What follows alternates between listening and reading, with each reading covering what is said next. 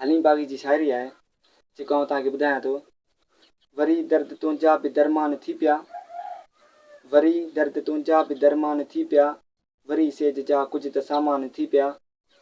असांजे उमेदनि बि कुझु रंग लातो, असांजे उमेदनि बि कुझु रंग लातो, हवा जा बि मौसम ते एहसान थी पिया।